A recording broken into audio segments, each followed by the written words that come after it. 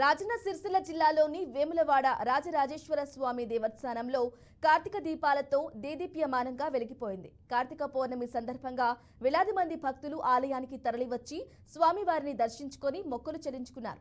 అనంతరం ఆలయ ప్రాంగణంలో భక్తులు కార్తీక దీపాలను వెలిగించారు. దీంతో ఆలయం మొత్తం దీపకాంతులతో వెలిగిపోయింది.